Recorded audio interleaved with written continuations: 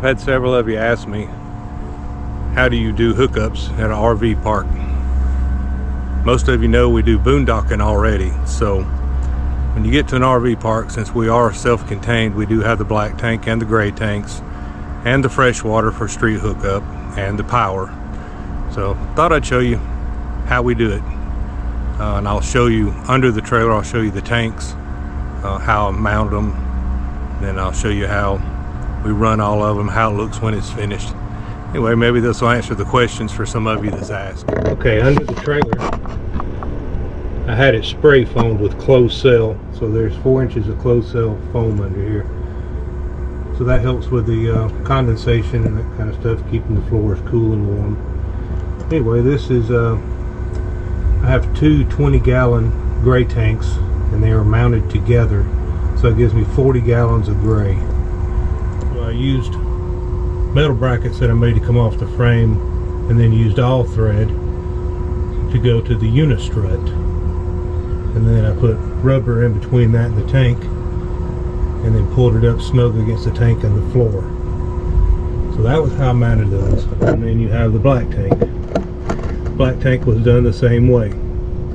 Unistrut, all thread, and metal brackets that I made that I put to the side of the floor joist, metal floor joist, and mounted them there.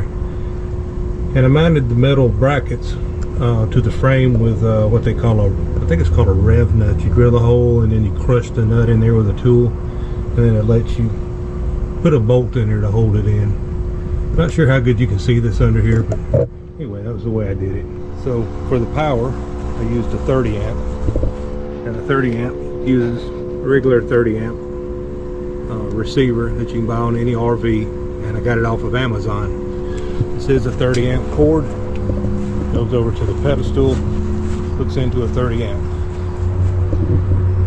Water hose, pretty simple. I used food grade water hose so you don't get that terrible taste. And then I ran it into a filter. I'm about to upgrade to a different filter system, but this is how I did it for now.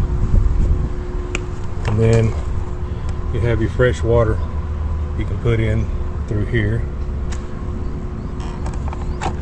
Then I have an outdoor shower. Of course, this is where I put my Starlink in, and I've showed you this in previous videos. You can just unhook it from here. And then the sewer just hooks up like any other sewer for an RV, and you just put it out there and hook it up.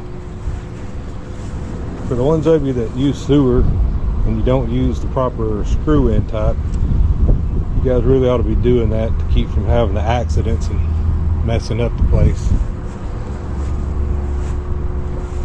Alright, that's about it for how we do it on here. But anyway, you can order the tanks offline. You can order just about everything I've got. You can order it off of Amazon. I think the tanks, I'll try to find a link where the tanks came from. Anyway, I can't remember where they come from, like Custom Tank or RV Custom, or anyway, I'll find it and put a link in there so you guys can see where it came from, where I ordered them. I've had zero trouble out of them, and the water tank on the inside is a 30-gallon fresh water. Came from the same place. Again, I'll put a link to where I got them from. I hope this helps the ones that were asking questions about it. It was just a few of you, but I thought I'd take the time for a What's Up Wednesday to address it and let you guys see how I did it. Right or wrong, that's the way I did it. Put your comments below. Tell me if I could have done something better, or if you got pictures of how you did yours and it's better than the way I did mine, put them down there, let me see them. I don't always want to reinvent the wheel, so if somebody's got a better idea, share it with everybody.